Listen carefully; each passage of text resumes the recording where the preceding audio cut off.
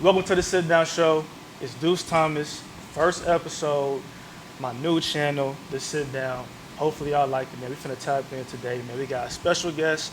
Got my boy Bolaji right here, man. Thank you for coming out. Man, thank you so much, my bro. Of course. It was only right for you to come out, man. You know, we always chop it up. I said, you know what? This is the perfect person to have on the first episode, man. Yo, the pressure.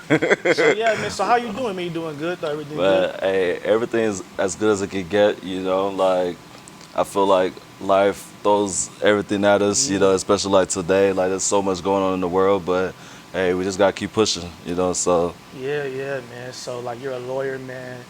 This dude Bolaji right here, he do everything. His occupation is everything because he really be on top of everything, man. So take me through a day of Bolaji the lawyer, man, getting deals done, the phone calls, the the conference calls, all that, man. Man, it's really crazy like that you say that, like take you through a day, because the craziest thing is that no 2 days are the same. I feel like the only thing that's the same on every other day is waking up, and the moment I check my phone, it's like a list of Emails. Problems. I don't even want to call them emails. I want to call them problems, because as an attorney, like our job is to problem solve, you know, so that's pretty much what we do. So whether we're negotiating a deal, you know, it's something that's on the table that needs to get done, you know. So as soon as I wake up, I check my phone, and boom, there's already like an itemized list of things I need to do. You know, it's this client saying this, another email back from a lawyer, you know, or even like things going on in my own personal life, right? So once that happens, what I do is I get up, I have a home office, so I walk to my home office, you know, I turn on the news, or sometimes I turn on like the animal shows and just have some kind of like background going on. And then so you just start attacking the emails, and then by that time, like the calls start rolling in, because, you know, like I'm actually licensed in New York. So a lot of the calls, like if I'm waking up at 6 a.m. here, it's already 7 a.m. in New York. And in our world, like once it's 6, 7 o'clock, like business is already going, you know? So I really can't call it as to how many calls I'm gonna take a day. Like I'm taking calls all day long, you know? Even as I'm sitting here right now, like I have calls that I've postponed that I'm supposed to be on, you know? So calls are a big part of my day. Sending emails are a big part of the day, you know, as well as just sometimes I try to like squeeze in the gym. Like I felt myself like falling away from like the health side, and it's like a lot of people don't really understand how it really takes a toll on you mentally. You know, like being an attorney, it's a lot of work, you know, and that goes for any kind of lawyer. You know, it's literally a lot of work.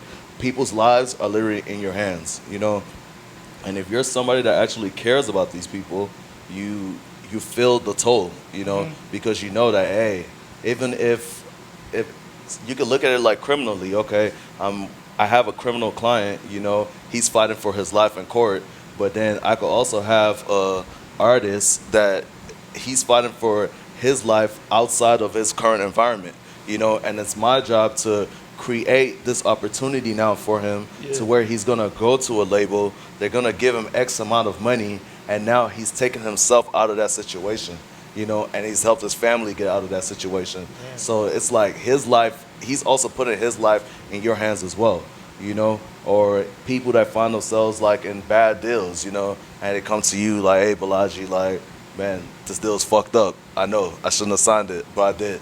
What can I do? You know? And so it's like, that's also their lives in your hands, you know? So the day usually goes like that. I'll say my hours are 24 hours, you know? Like, people call me all day. They're in the studio. They got issues. Like, they give me a call. Even on the weekends? Even on the weekends. I work 24/7. 7 days a week. As you see, I got my, you know, my briefcase with me. Like, I never know how serious anything can get, you know, or how immediate something needs to happen. So I got to be ready, you know? Like, as long as I have my phones and I have my iPad and my MacBook, like, I'm good to go anywhere. You know, so we're jumping on calls, we're doing Zooms, like we're shooting out emails or shooting out agreements, and you know, so that's pretty much a day. If that made any sense, I know it might have not made sense, but it's control chaos, you know. So when you do get that free time, what do you do on your free time? What do you look forward to do? What do you have to do on your free time before the mayhem comes? Man, honestly, what do I have to do in my free time? It's a question that I actually have to think about. That 2-3 hour spend You is know? like, you know what, man, I don't got nobody asking me no more. I put the phone down. You know what I'm saying? I can go get something to eat. I can get some coffee now. I can call moms now. I can go Man. shopping now. Honestly, 2-3 hours, that's a myth. Like, I wouldn't say 2-3 hours. You know, I would say, honestly, it's like, I don't even want to just sound like Mr. Working all day, but I'm going to do something in my free time. Yeah. Like, even when I go golfing, like, I'm on the golf course, I'm still taking calls, you know? Like, even if, no matter what I'm doing, I'm always still going to be working, you know? Yeah. Like, I don't think I have the luxury, like, I run my own law firm, you know? Yeah. And so it's like I delegate as much work as possible to my interns, you know, but there's only so much that they can do. Because at the end of the day, they're either still law students or they're college students, you know. So they don't even understand. I'm the one teaching them, you know, this style of practice of law, you know. So even when I'm not doing that, I have artists that I manage, you know. So when sometimes I have to like create time for the artists that I manage, you know, because I don't want them to ever feel like I don't have enough time for them. So sometimes they want to shoot content, sometimes they want to shoot videos, you know, or they like, hey, we got to travel to New York to do this, and like, yo, Bolaji, are you really gonna come? You know, so it's always different like engagements that are taking place, you know. And then I also have like other businesses that I try to, you know, like put money into that I want to make sure that that's doing good. So honestly, in my free time, I try to do as much as possible, like finding a way to enjoy myself, but still like sneak in a little work there, you know? So maybe I'll sit down and go, like I've been golfing a lot lately. I'm trying to get good, you know, like, because I feel like, you know, golfing is something that people say they're good at, which is something I discovered. Not everybody is good at golf. They be capping. But also too, man, people don't know this, but the golf course, it be a lot of wealthy people, a lot of connections. It's a lot of business deals going on. People got to realize that too. The golf course actually a place where a lot of money gets made at, man. Yeah, nah, it is, and that's facts. That's facts. Like even right now, I had a guy that works at an insurance company. He just called me today. He's like, "Yo, Bolaji, like, free to golf tomorrow?" And I already know it's that once I engage in that golf activity tomorrow, I know he's gonna have people on the course. You know, whether they're athletes or whether they're business owners or something. You know, it's gonna be something that it's gonna be meaningful. You know if I should say that, yeah, it's gonna be meaningful. Sounds like you need an assistant, man. You don't got no assistant? Man, I've tried to have assistants, but honestly, the kind of person that I am, like, I feel like my life is so chaotic, which is why it's so hard for me to tell you, like, what I could actually do with my free time. You know, it's not to say that I never have free time at all, but there's never any one thing. Like, I have no one desire that it's like, oh, this is what I'm going to do in my free time, you know. So it's hard for me to bring an assistant on board because I always need an assistant that's a self-starter, you know, and I need somebody that's they're going to put their foot forward first, you know. They're not going to wait for me to be like, hey, I need this done or I need this here. Like, I need somebody that's really like studying what I'm doing. You don't really got sub, but they just do it like that. Yeah, exactly, you know, and it's been that way as well, like through my first trials of interns that I've had, you know, so it's hard. And then it's also like something with myself that I also have to grow with. I have to learn how to delegate, you know. It's like I have to. I'm so used to just, you know, just boom, I'm gonna get it done. You know, now it's like, I'm like, yo, I look on my computer screen, I see how many folders I have open.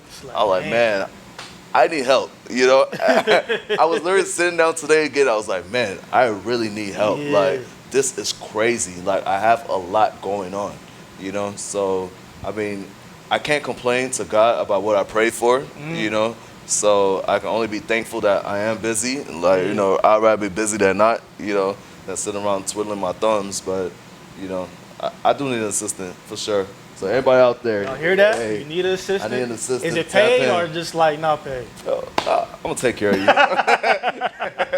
I'm gonna if you're an intern though, look, that we could discuss, because at that point, you're getting a lot of experience, And I always tell my interns that I'm like, man, I'm an attorney. I'm licensed in New York, but I live in Texas, so it's like a lot of like Texas law students and just people in Texas, period, have access to me, and it's something that in the field of law that I practice, there are not a lot of high-level entertainment attorneys in the state of Texas. Most of the high-level entertainment attorneys are either in Atlanta, they're in New York, or they're in California. But in Texas, it's like it's almost like we're like a unicorn out here. So I always tell my my interns and anybody that's worked with me that, hey, like I'm actually gonna give you like real experience. It's like we do deals with everyone, like with all the major labels. Like we have a lot of biggest artists in Texas, are all in our family, So that's just that. I feel like that experience is invaluable. Yeah, man. But let's get to your upbringing, man. Like, where exactly are you from? How was it growing up? You know what I'm saying? Your mom's was there, your dad was there. Just, what else did you do before you decided to be, a lawyer and stuff like that?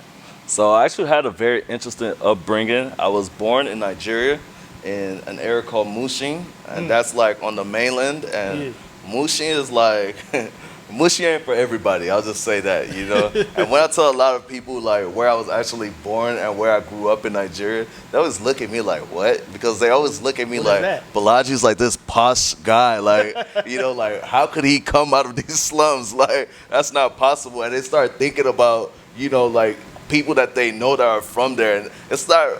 I'll just say this: it's like people can say like, oh, if you make, a lot of people don't make it out of this certain place, but in Mushin, like people don't make it out of Mushin and come all the way to America and start doing a lot, But it's the craziest story. Like my mom won like a visa lottery in Nigeria, so her and my pops actually moved to America, and they left me and my older sister in Nigeria. So I was like 2 when my parents moved to America. And then I spent 2 years old till 10 with my grandparents. So my grandparents actually raised us in Nigeria.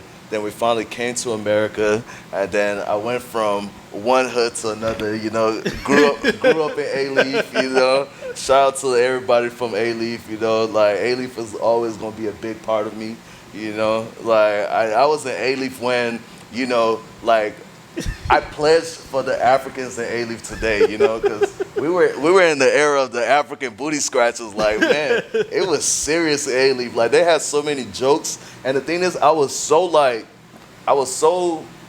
not culturally integrated in American culture.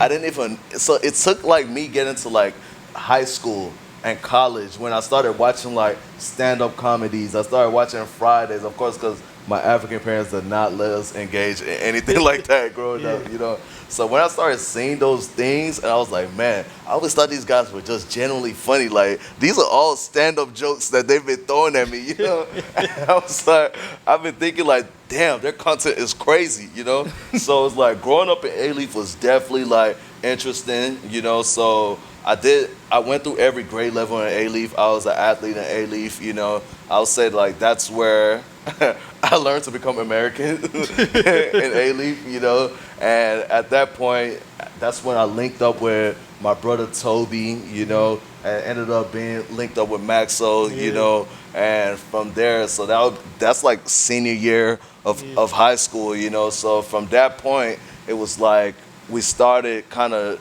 just being full-fledged integrated into like what we'll call like the culture, because Maxo kind of started his music thing, around like my freshman year of college, like senior year of high school, So that's kind of like when, like my introduction into the music world, was like through Maxo, and watching my brother Toby manage Maxo, and everybody else that played a part in it, Dume, and everyone else that was around, So that's kind of how, I'll say that's my upbringing, So before being a lawyer, like what was I doing? I was I was hustling, selling candy in high school.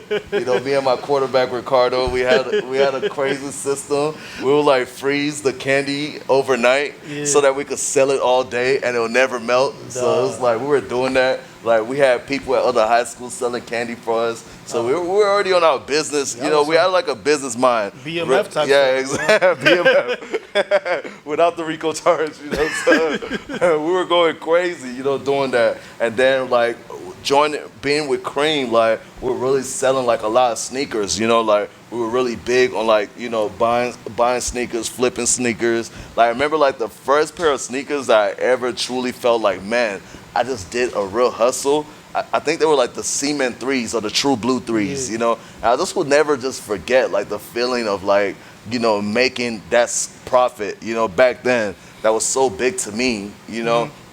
And I was like, man, it was like an addicting feeling, you know. It's like I still smell the sneakers till today, like the fresh smell of the shoes. Like, damn, it's like not only did I get to like have these shoes, but I also got to make some money from the shoes. So it's definitely something that it's crazy. It's a nostalgic feeling that just never left me, you know. And I've done like a whole bunch of different type of, I guess, like quote unquote hustles like throughout the year. Like something crazy that you probably didn't know, actually had a fragrance collection at a point. Yeah, so while I was in college, one of my banker at Chase, he was into like fragrances, and he just kind of came to me and was like, hey, like you seem like you're kind of like financially savvy, like I always see you coming in here like you're on your business, you're on your business tip, like yo, like is this something that would interest you? So I ended up like getting into the venture with him. Like we had like the company that creates Creed out in China, like they were creating, or is it China, like some Asian country, like they were like their facilities were the same facilities where we had like creating our bottles, like bottling our scent and everything. So it was kind of crazy, you know. It was kind of crazy. So that's one of the different things that I did like before I became a lawyer. You always been a hustler, like I said before. Like your occupation to me is everything because I feel like you legit was like hands-on with like a lot of different stuff. You know what I'm saying? So like, I didn't know you had your own cologne. Is it still going on to today? Nah, it's actually not going on to today. Like me and my business partner at that point, we kind of had like a little falling out, you know. But you know, it is what it is, you know. So I just kind of left that venture, you know. I'm a firm believer in, you know, not overexerting yourself in certain situations, you know. It's kind of like my sports dream. Like I was a big athlete, like in high school, you know. I went to college to play ball. When I saw that after I got to college that I wasn't going to play, you know, like it became like clear to me that, hey, you're never gonna play. That's one thing too. I'll be telling people all the time, like everybody, that's the dream for us. Want to play basketball or football. So like the reality hits us. It's like, damn, what do we do now? And I feel like so many people just always feel stuck. Like, damn, like I was so focused on being an NFL player, NBA player, that like now I'm just like I'm in college or I'm just at home, just like, you know what I'm saying? And the thing is, it's like I think it should be like an actual like diagnosis, like hoop dreams, like football dreams, like sports dreams, like it's a real diagnosis. And like you said, like a lot of people are actually not able to shake it, you know. And it's crazy, one of my artists asked me the other day while I was speaking to him, and he said, do I feel like I've reached my peak yet? Damn. And I was like, reach my peak? I was like, no way in hell. Like, I'm sorry, I don't know if I can say hell. I'm like, there's no way I've reached my peak, you know? I feel like I'm nowhere close to my peak, you know? And he was like, man, like, you realize that some people, like, peak out in high school, you know? I've seen it. Or they peak out in college, you know? And it's true. Like, I've been a high schooler, I've been a college student, I've been a law student, you know? And I've seen people peak, you know, at all different levels, you know? Like all different levels, you know? So it's a real thing, especially for athletes, because athletes, they're almost like musicians, you know? But with an athlete, it's like that lifespan is so short, you know? So short, because you're actually in the mix, you know? Like a musician, you're like grinding to get in the mix. an athlete, you could automatically start off as one of the biggest athletes in your district, you know, one of the biggest athletes in your conference, you know.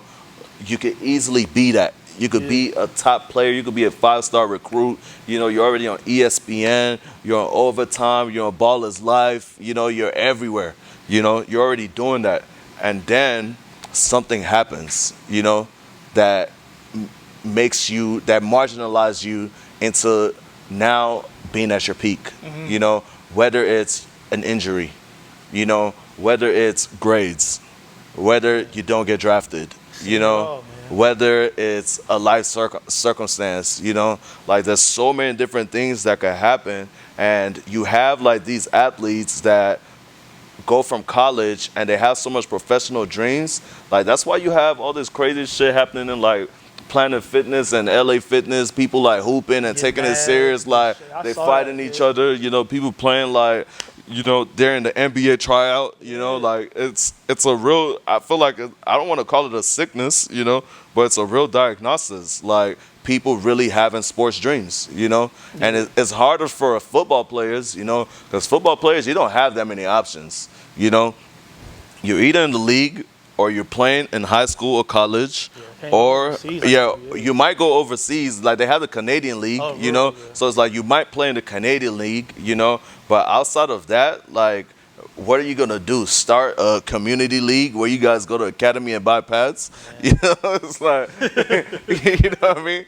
Like you're not gonna do that, you know. So it's like that is even limited. But for basketball players, like, man, like, don't they have like AAU for like 40-year-olds now or something? Like where you can like keep playing forever? Or it's the 40-year-old, or it's like the 18-year-old tupping with the 14-year-old. Yeah, you know, it's like for basketball players have it the worst, you know. And you know, it's nothing against them. Like I wouldn't say I fault them for it, because at the end of the day, like I always have like a real understanding for whether it's creatives or athletes, right? And I would never, they're talented people, you know, they're born with something that not everybody has or not everybody's able to achieve, you know, but the people around them need to let them understand that there are multiple options in life, you know.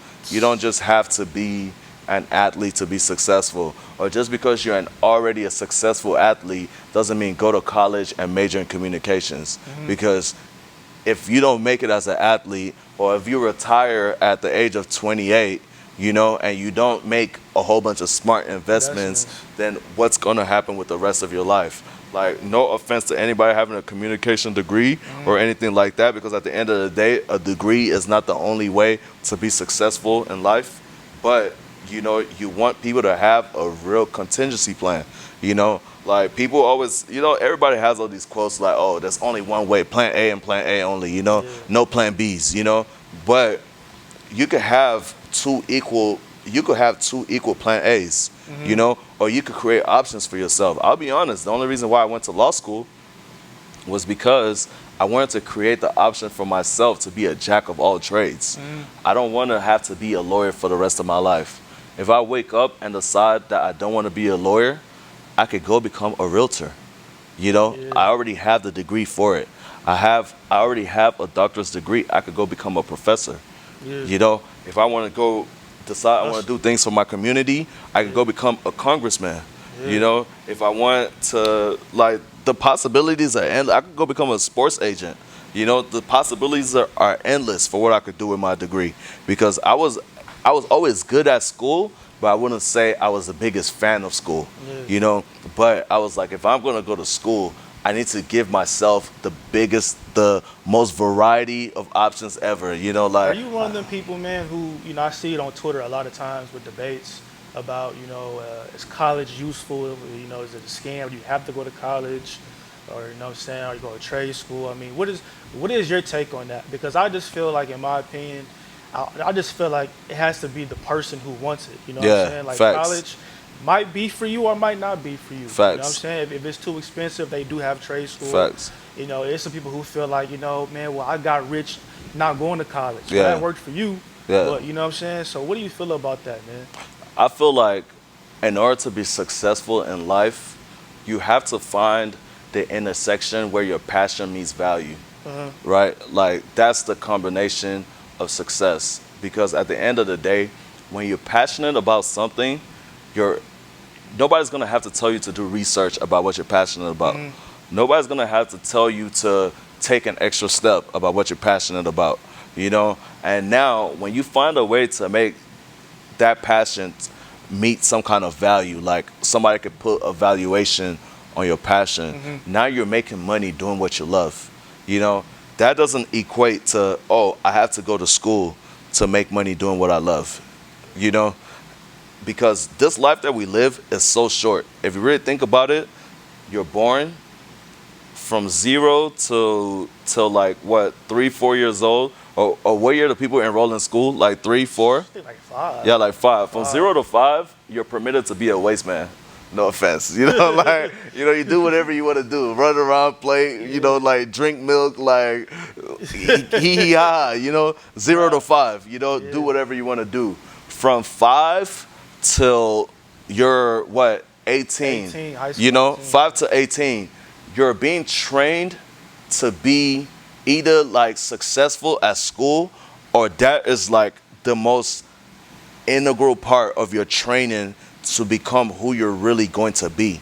You know, like that age 5 to 18 is going to shape you as a person, you know, because you hear people say by the time you're 24, like you're stuck in your ways, you know, like 18 to 24, I believe is when you can make your mistakes, you know, trial and error, you know, all the skills that I've learned from 0 to 18, now I'm going to put them in play. Can I be successful at this? Okay, no. Well, I'm only 18. I can move around, do this. Oh, am I passionate at this? Oh, because at that point, you're already in college, you know? So do I like college? No, I don't like college. Okay, well, I'm going to drop out of college. I'm going to chase my dreams. You know, like if you're chasing your dreams from 18 to 24, what's that, like 5 years? You know? Like, about 4 or 5 years. Between that time, like you're going to realize, you know, what it is that you want to do. You know, so I think, and then by the time you're 24 and you're going into 30 and you're 40, at that point it's like, man, you might have a kid already. Like you're already grown as hell. Like you're living on your own. You have real fucking responsibilities. Like, you have bills. Like at that point, life is already at your fucking doorstep. You know. So it's like, then once you're there, once you're 50, 60, 70, do you want to keep working or do you want to retire? You know, like, so in that instant, your life has gone by, you know, so you have like a very short time span to really find where your passion meets your value, because you can't be chasing that. It's like, it's not saying there's no time on success at the end of the day, you know, like that's something important that everybody has to understand. Like somebody can be hustling their whole life and not, you know, making anything, and they get to the age of 30, get to the age of 40 and become a fucking millionaire, you know, and make more money than some people that have been doing it the quote-unquote right way their whole life. I know, stories like that where somebody's just been broke, been working, they're at 36 years old, they just blew up, got rich. Exactly, you know. Man, at so 36. You can't time it, you know. You can't time it, but I guarantee you that person at 36, they kept either looking for their passion, you know, or finding the value in who they are, or finding the value in something that they can do, you know, and that's the equation to success. So I don't think going to school, like I have very close friends that dropped out of school, you know, are super successful, you know. Some of them are more successful than I am, you know. Like, so I don't think you have to be in school to be successful, you know. I don't think you have to go to college to be successful, you know. Like there are people that start their own brands, you know. And then our society today, not even in America but worldwide, our society like is so supportive of the entrepreneurial spirit, you know. Like the internet is the bravado for entrepreneurs, you know. Somebody said I think I heard it like a couple years ago, they was like, man, today's generation, your social media is your resume, basically. Facts. Like, that's your resume. Facts. Your body at work. So. And it's also, and it could also be your bank account, you know. Like outside of like, I'm not talking about, oh, people are capping on social media.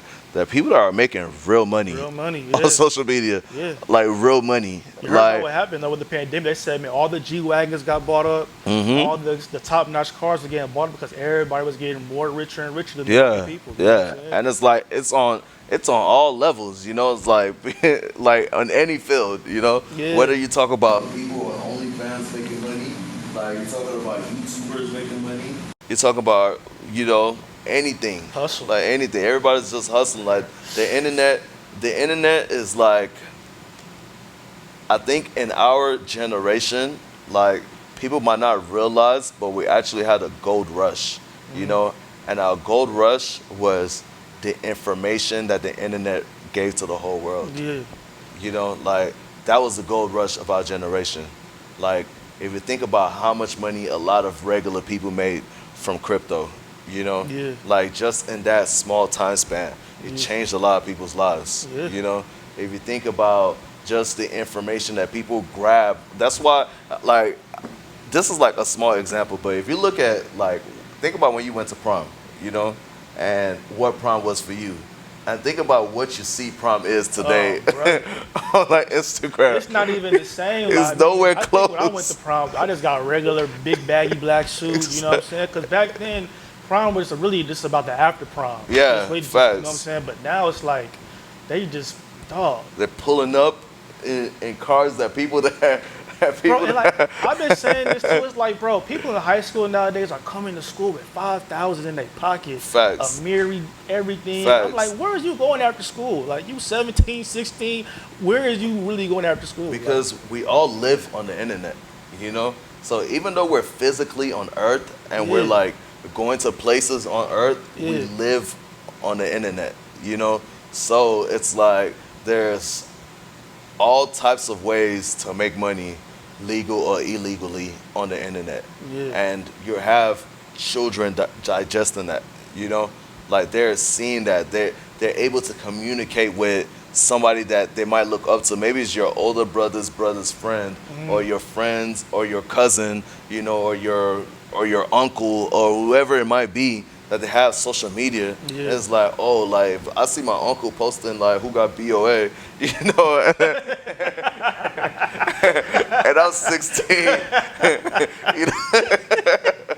and I was 16 and stuck in a situation in high school, like, yo, Unc, like I got my whole teammates, we all got BOA, like what you say, like so that that's what the internet is doing, or it's allowing people to, oh, I could create a design, put it on the internet. If I'm popular and so many people share it, like maybe the world would eat it up, Bro. And now boom, like I'm kind of like salty that like I went to high school like 9 years ago, because I'm just thinking to myself, like, I wish I was like a sophomore in high school and knew about stocks and ETFs Facts. and dividends. I'm like, bruh, like I started probably like around like 23, 24. I'm just thinking to myself, if I would have just bought Apple in 2012, you know what I'm saying? Back when it was like very cheap, or Tesla, or all these other companies, I'm thinking to myself, like, these kids today, bro, they have so much information, bro.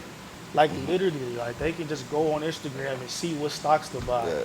They can go on Twitter, you know what I'm saying, and see what what ETFs are, you know what I'm saying, or what crypto to buy. It's just like, I always say, if you're in high school today, there's no reason for you to be broke, in my opinion. Like, that's just my opinion, though. Man, I think that's a lot of pressure, man. You think so? It's a lot of pressure. It's a lot of pressure. Like I think it's a lot. That's something that I always tell people, and it's like, at first I used to feel like it was pressure that women put on like these young men, like to feel like they need to be in a certain place, and it's like I've had friends that I've seen like women put that pressure on them, like, hey, nah, you can't buy me this, or you can't do this, and I never really agreed with that pressure. I feel like it's a lot of pressure to put on like children now. Like, man, like you said, their kids going to school with $5,000 in their pocket. Like, even if like my parents are giving me lunch money and I put all my lunch money into ETFs, like, it's gonna take me a while before I can freely walk around with $5K in my pocket. Like it's gonna take me like a lot of dedication, like a lot of studying to really like get to that point. So like I just feel like it's a lot of pressure. It's like yes, you know, you shouldn't just be dead broke because there's information out there of things that you could do. Because even if you put that $20 into Bitcoin or you put that $20 into an ETF or anything that you put the $20 into, you could still grow it into something. Even if you grow it to $100, now you take $100 and put it elsewhere, you know, and that grows into $200, you know. Like there's still different ways, you know, where you could grow your money, you know. But I just feel like, man, the pressure is really on. And the crazy thing that you said is about being in high school, right, back in our day, and us not knowing that information. There were certain high school students in our day, but not in our community, that knew that information, you know. But the internet is what opened those floodgates for everybody to know that information, you know. Because like credit cards, when I was growing up, my parents were like, no credit cards. Don't do anything with credit cards. Don't get no credit cards. Don't do nothing with. Don't even think about credit cards. The lesson they should have been teaching us was get a credit card, Build credit. and build your credit. Or they should have been putting all their credit cards in our names, you know, and having us as authorized users on the credit cards. So even while they're spending their credit cards, they're building our credit. I got homies like that where their moms put their name on certain. And then look at where they are today. You know, now when they also attach their name to like their cars. So now when you know you get out of, let's say you graduate as a lawyer, you know, you want to go buy your first car. And I had this happen to me. I felt like, oh, I have my own law firm. I'm making money. Like I have great credit. I walked in there. I was like, yo, I want that Range Rover, you know. And so they were like, okay, cool. You know, they brought it out. They brought the Range Rover out. And then when they went to run my credit, they was like, oh, wait, you don't have a history of buying a $100,000 car or a $70,000 or $80,000 car. So regardless of where my credit was and irregardless of how much money I had in the bank and how hard I've worked, that we're not going to honor that vehicle to me unless I paid a certain amount of money. You know, now I know my parents have bought X amount of cars their whole life. If I've always been attached, you know, to, you know, this car note, you know, that car note, this other car note, I would be having a whole different conversation. You know, like if I've always been attached to this mortgage or this house note, you know, or this lease, like it's a whole different conversation I'm having when I'm going to be a first-time home buyer. Yeah. You know? I experienced that too. I recently bought my first house. Like I'm gonna say that's big, man. Congrats. Yeah, thank you. You got a beautiful house, by the way. Nah, thank you. I mean, I just try to tell people all the time, man, credit is very important, bro. Yeah. It can get you things that people with money probably more than you probably can't get. Probably. Facts. You know what I'm saying? Facts. So I try to do that all the time. Like just get in this house, man. Like. Yeah, I just had good credit, and you can get a good loan with good credit.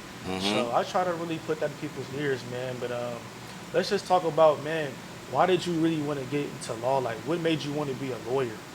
Man, like I said, like being a lawyer for me was, you know, it was my way of, I guess, giving myself time to figure out what exactly it is that I wanted to do. You know, I just knew that, you know, like with most of my friends, like that I kind of grew up with, like Maxo was the one doing the music thing, you know, Toby and Thume were his managers, you know, and everybody else was just kind of, you know, like having their own hustles, you know, and growing, you know, but just kind of like being around, you know. And I just didn't want to be somebody that was around, you know. So I knew that I wanted to have my own foundation. It's actually crazy because I remember, you know, me and Toby sat down at a round table. We were like 16 in his mom's house, you know, and we sat down. We're like, man, we got to be rich. Like, what are we going to do, you know? And so I was like, man, I'm going to manage Maxo, you know, like, I'm going to go big in the music industry. Like, we're like 16 having this conversation. He's like, man, I'm going to go big in the music industry. I was like, man, I want to go to law school, you know, and we'll meet down the line. You know, like Yeah.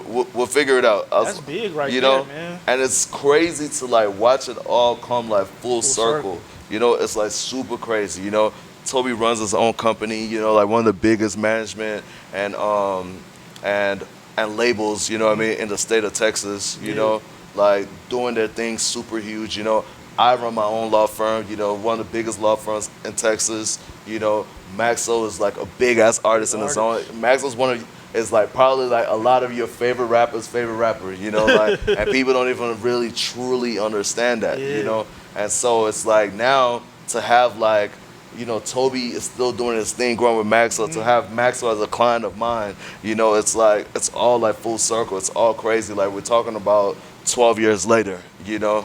Yeah, it And seemed like you know how LeBron got Maverick Carter and Rich Paul. You know, it seemed like everybody got their own lane, but we can Yeah. all come together. Exactly. You know what I'm saying? Exactly. That's big right there. But that can only happen when everybody is doing what they need to be doing. Yeah. You know, it's like I'm not gonna sit around and wait for a handout. You know, and or I'm not going to like build my own credibility. You know, because I didn't just come out the gate and immediately like have Maxo as a client. You know, Had to work it's like for it. I hustled, I Yeah. grinded. You know, like I made them like look at me like damn, okay, like wait, Bolaji like got it going on. You know what I mean? Like he got his own thing. Like okay, now we could trust him. You know, like to get us right. You know, Yeah. and so we got to that point. But it's like I did what I had to do, and I didn't sit around. You know, I wasn't hanging out with them because as soon as I graduated from law school, like Maxo didn't come to me and like, yo, Bolaji, you're my lawyer. Come on, let's go. You know, Yeah. like I wasn't acting weird or like not supporting him or not doing like I made myself credible. You know, Yeah. and made myself like Build that I made rapport. myself an asset. You Yeah. know, to where it's like okay, now that you're dealing with me, like you trust me in a professional space the same way you would trust some 50-year-old lawyer from fucking New York, you know, that's been doing this shit for 30 years, you know. The same way that you trust them, now you trust me. Like, it's the same thing with him and Toby's relationship, you know. Like, Toby proved himself as a valuable asset, you know, and the same way that he would trust if, you know, somebody from Rock Nation to come be his manager is the same way that he'll trust, you know, Toby's company to make sure that he's doing everything right, you know. And so I think that's super important, you know. Like winning for handouts should definitely not be a thing. Like everyone should always think about it's that other thing, that value, you know. It's like value it's is like important. it's like nowadays, man. Like I see all the time, but just like rappers, especially, it's like man, when the people from their hometown they grew up with, when they feel like they not getting nothing out the deal, Yeah. they just start saying, oh man, he's fake and he's this, he's that. But it's just like, bro, like make some T-shirts and give it to the artist, let him post it on his story or something like that. You know what I mean? Like just don't sit around and just, you know what I'm saying? Like. Man, the entitlement is real, man. Like that's one thing I'll say. The entitlement is real, you know, and you'll be surprised like how entitled people will feel. Yeah. You know, like to you or to people that you have around you, you know. And it's like, man, I can take you to a party with me, you know, and Drake could be at the party, but I can't make Drake get on your song. Yeah. Yeah. You know what I mean? Like I can take you around fucking like Metro Boomin, but it's like I can't, you know, like force Metro Boomin to send you beat packs. Yeah. You know what I mean? Like now if you guys vibe, you know, or if you know you show him some of your work and he's like, damn, like this goes crazy. Like, yo, I got some beats that you could rap on, you know? Like boom, I'm gonna shoot you something, you know? Then cool, you know, but you're doing your part, you know? And it's like, I've done enough by just putting you in the space, you know? Or I've done enough by just posting you on my platform, you know? Like, oh, I saw that your music is good, I liked it, boom, I posted, you know? Yeah. But nowadays, like, everybody feels like, oh, if they're doing anything, like, everybody should just post them on their page. Like, if I sat there and posted everybody on my page, like my timeline would be fucking retarded. I mean, excuse me, I can't use that word. That's ain't politically correct, but my timeline would just be crazy, you know, like literally, you know, like it would be crazy, like for me to do something like that. You know, I feel like that goes with a lot of people, and then even artists, they always feel the residual effects of that because they have an image to portray, you know, and the image is bigger than the people that they're around, you know, like they're portraying this image to the whole world, you know, and sometimes, like you said, like somebody might make a T-shirt, but if the T-shirt is not lit, the artist is not going to want to post that T-shirt on his page, because now if I'm looking at this artist like a fashionista, and then I see some bullshit ass T-shirt, I'm like, yo, what's he posting? Like, That's wait, how I be too. Like, you when know? people send like music, people send like shirts, stuff like that. You know, I mean, I might put like a little heart emoji on it, but if I don't like it, bro, I'm just not gonna. I'm not gonna buy it. You know what I mean? Because I feel like you should want the truth. You feel me? Facts. And don't make people pressure like, hey, bro, please post this for me. Yeah. Like, nah, like, let me digest it myself, you know? Yeah. And if I want to post it, I post it. If I don't want to post it, there's no hard feelings, you know? It's like, you should want that. Yeah. You know what I'm saying? Like, tell me what you think about this. You know what I'm saying? Yeah, like be ready for like the actual like real critique. Like, I'm never gonna put anything out there. I'm gonna text, DM people and like, yo, post this for me. Like, I'm not gonna do that. That's how I be too, bro. Like, some people sometimes probably be like, man, you know, if you can't repost it on your story, you know, it might be music, it might be a business. I'd be like, you know, I don't know if me personally, I just don't feel comfortable doing that. Yeah, like, You know what I'm I saying? definitely don't feel comfortable. I feel like you should want that to be like a genuine post, you know? Like, yo, like this person shared this material because they like it, you know? Yeah. Like they truly liked it. Like, that's why I'm not posting anything on my I promise you there's nothing that gets posted on my page where somebody sent me a direct message and said, Bolaji, post this.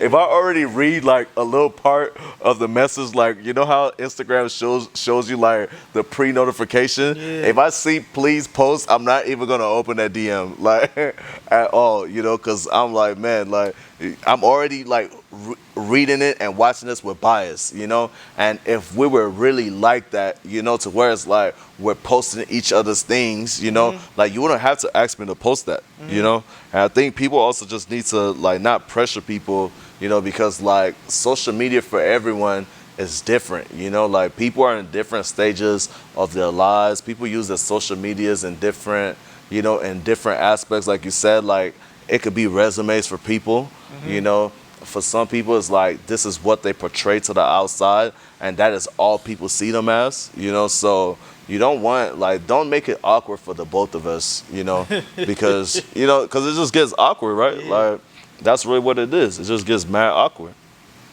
Man, so you say you do lawyers. So like, do you just do like music? You do like sports? You do like just in general criminal, or just? So a bulk of my practice is definitely music. So a bulk of my day goes to like, you know, negotiating record deals. You know, I'm doing a lot of record deals. I'm clearing a lot of music for artists. You know, I'm clearing music for companies as well. So that's a bulk of what I do. And then the next portion of what I do as well, I do business practices. So I form literally LLCs in my spare time. Like, so I do a lot of LLC formations. I do a lot of trademarks. So I make sure I help people own their brands. You know, I do copyrights, you know, for people. I also do what you would call like, aside of like business formations, maybe you have mergers and companies. Like somebody wants to buy a piece of another company.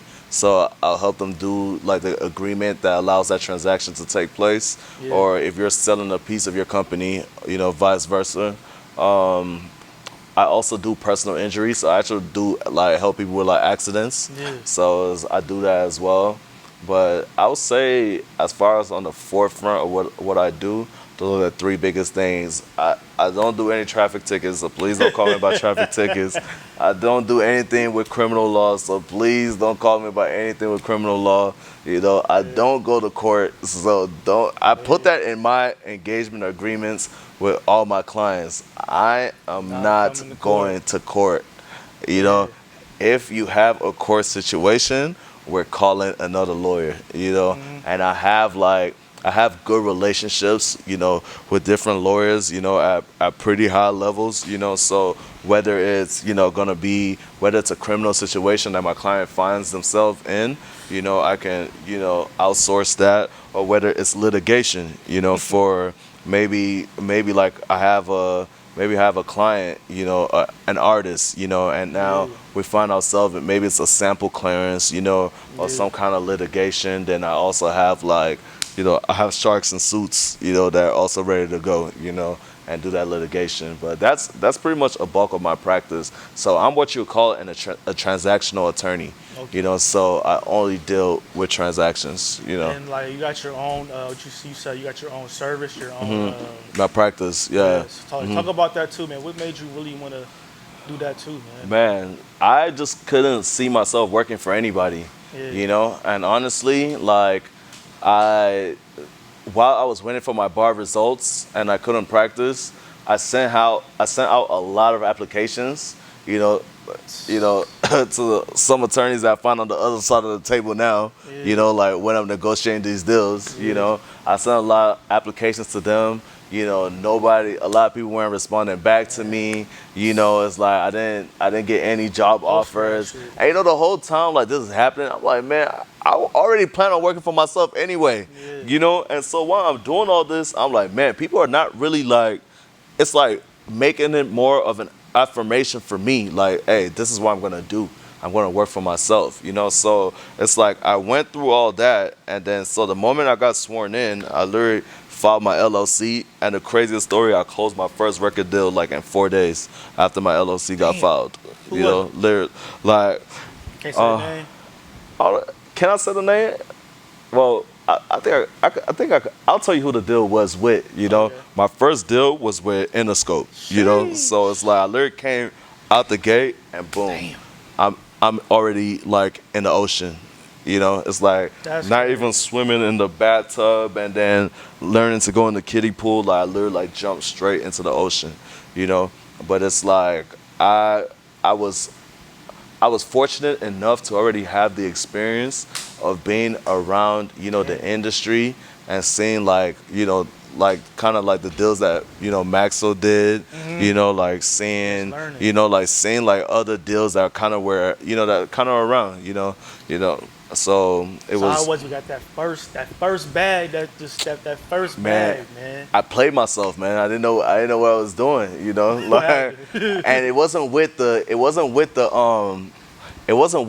deal itself. It was with the bag that I was supposed to get. It's so crazy, right? When the client first came to me and was like, "Yo, we need your help on the deal." I was like, "Yo, cool. I'll do it for $300." I was like, I'll review the agreement. At this point, I'm like, man, someone's about to pay me to like read something. I was like, yeah, I reviewed $300. Then I got the deal in my email. I saw the numbers. I was like, yo. I was like, wait. I called him. I was like, bro, I'm not charging $300 for this deal. Like, I need some real money, Damn. And so it's like I did the math, whenever I calculated, what I felt like I was supposed to get paid. At this point, like I was saying, I didn't really have any real mentors, or I didn't have anybody that's been in this position, to tell me like, hey, Bolaji, like, this is what you do, or sometimes whenever you even do take it to like certain lawyers, like they want to take the lead, and say like, hey, okay, we're gonna come in, this is gonna be my client, and then you just kind of work in the back end, and so I never wanted to find myself in that position. So I actually did the formula the wrong way, and I probably left like $20,000 on the table. Damn. It's like I still got a bag, as far as like, that being my first check, as a lawyer. But now that I sit down later, I'm like, damn, and it's like that first deal always haunts me in the back of my head. Like, That's good. You made the mistake like right there, then later on. Exactly. So talk about contracts, man. You know, the music business. You always hear about bad contracts. Yeah. Okay. Yeah, you always hear about bad contracts, man. Just tell us, like, why do you think a lot of artists always get in bad contracts? Man, okay, so the primary reason why a lot of artists get in bad contracts is because as a creative, they get so excited when they finally see somebody that believes in their talent and wants to put money up for them to do it. You know? So at that point, all their business mind goes out of the window. because they're just stoked that, wow, somebody finally believes in me enough for them to put their money up, and now they're going to push me to where I need to go, But what a lot of artists don't understand is that the first person that you need to have on your team, like as an artist, is a lawyer. Yeah. That's the first person on your team. It's super important. It's the only thing that makes sense, because if you go get a manager first, right? The manager is going to give you paperwork. You're not going to understand the paperwork that your manager is giving you. And now you're already in one agreement. Now if the manager decides that he puts, language in it that says he owns part of your masters, that he owns this, he owns that, you don't know any of that, And so now you sign to a manager, right? Now, after that, now you're saying you want to go get a lawyer, but you're already locked into the situation, Or it's like they get the deal in front of them and they don't want to, they don't go get an attorney because they're so excited and they do the deal. I've also been in situations where I could sit down the client and be like, this is bullshit, bullshit, bullshit, bullshit. Oh, guess what? Even more bullshit. And they still sign it. Damn. But at the end of the day, I'm their employee. It's like I work for you. I can give you as much advice as I can. I could tell you what it's supposed to be. But at the end of the day, I'm only going to do what you tell me to do. But that is the advantage that labels and any other investor has on the artist. It's the fact that the artist is so super stoked that, wow, there's actually somebody out there that believes in my talent, And now they get in the situation, and then you have the whole myth about like 360 deals, It's like, I always tell people, like, deals are a formula, and it all depends on, how you mix the chemicals that makes the deal the best, Just because there's a company that wants to engage in a 360 aspect of your deal doesn't mean that because they're engaged in it, like, you should be in a losing situation. Because if I'm a business and you eating from all parts of my business, but I'm only giving you 10% and, and you're putting money up for my business, I'm winning. Like, it might be a 360, but shit, I'm winning. Damn, man. Well, thank you for coming on the show, man. Just drop some free game. Yeah. If you gonna just get somebody some free game, man, out there that want to be a lawyer or anything like that, what do you need to tell them right now? There's somebody in law school, They're trying to figure out, like, what free game can you give them real quick? I would say keep going. Don't stop. Be yourself, be yourself, be yourself. Definitely super important, like, do good work, and let the work speak for itself.